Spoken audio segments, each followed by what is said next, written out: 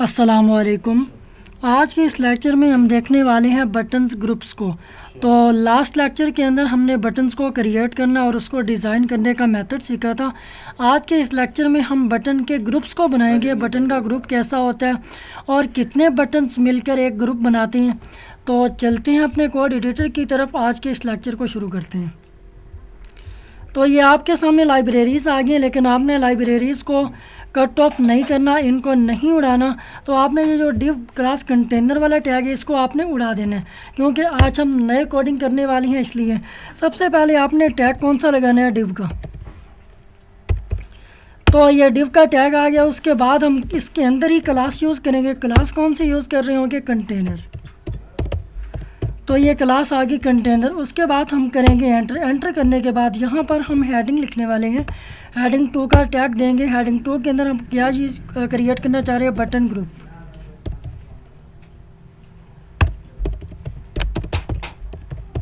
तो ये मैंने क्या लिख दिया, ये मैंने लिख दिया बटन ग्रुप्स। अब बटन ग्रुप्स यानी कि हमने हेडिंग तो दे दी।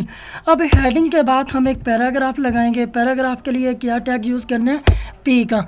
अब पैराग्राफ के अंदर हम लिखने क्या वाले हैं, द डॉट बटन BTN, जो हमने कल इसको यूज़ भी किया था, द डॉट बटन ग्रुप।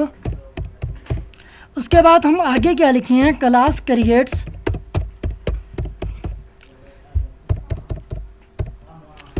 तो ये क्या लिखा, the dot button group class creates, यानी कि जो डॉट बटन ग्रुप क्लास है ये क्या क्रिएट करे, ये क्रिएट करे अ बटन ग्रुप।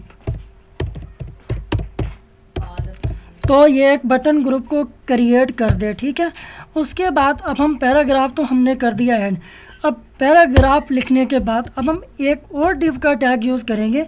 इसमें हम क्या लिखेंगे, इसमें हम लिखेंगे क्लास।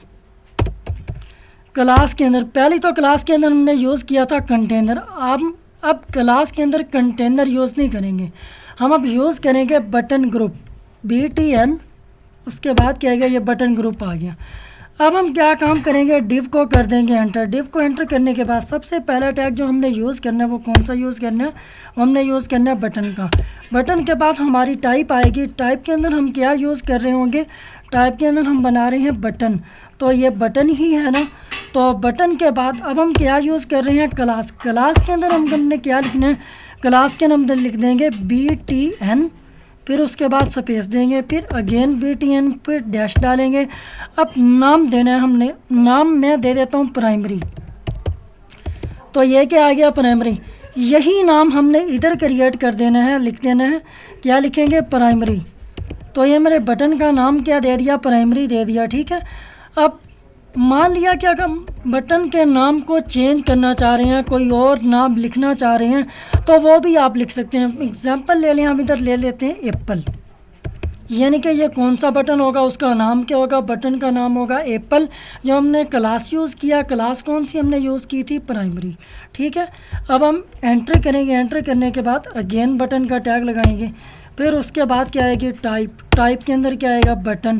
फिर उसके बाद क्या आएगी, क्लास। क्लास के अंदर क्या आएगा, बटन। फिर उसके बाद क्या आएगा, बटन प्राइमरी। यही प्राइमरी हम दोबारा यूज़ करने वाले हैं।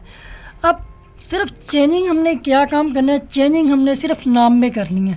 पहला हमने नाम क्या लिखा था, Apple.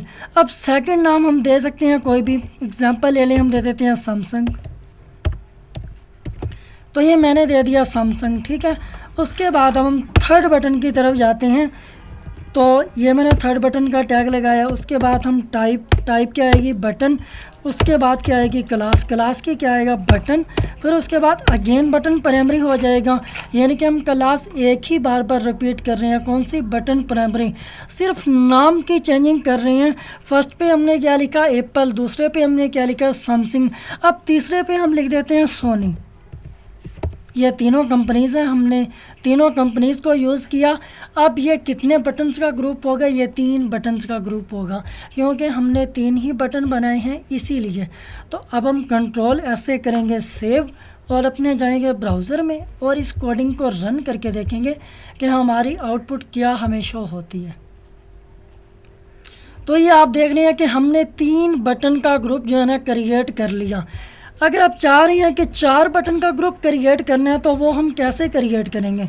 Same as it is आपने क्या काम करना है कि सिर्फ कोडिंग के अंदर चेंजिंग कर देनी है, जस्ट नाम चेंज करना है, बाकी कोडिंग हमारी सेम ही रहेगी। बटन का टैग लगाएंगे, फिर उसके बाद क्या आएगा टाइप, टाइप के अंदर क्या आएगा बटन, फिर उसके बाद क्या यूज़ करेंगे क्लास, क्लास के अंदर क्या आएगा बटन, बटन के बाद क्या आएगी प्राइमरी। अब हम जस्ट नाम चेंज कर देंगे, नाम चेंज करते हम मान लेते इधर ले लेते हैं इन्फिनिक्स। तो ये मैंने नाम क्या दे दिया चौथे बटन का इन्फिनिक्स। अब हम कंट्रोल एस से सेव करते हैं और इसको रन करके देखते हैं कि इसकी आउटपुट हमें क्या शो होती है। तो ये आप देख रहे हैं कि हमारी चौथा बटन भी ऐड हो गया, यानी कि 4 बटन्स का हमने क्या काम किया, ग्रुप क्रिएट कर लिया। आज के लिए इतना ही काफ़ी है, मिलते हैं इंशाल्लाह नेक्स्ट लेक्चर में। तब तक के लिए अल्लाह हाफिज़। Keep learning and keep exploring.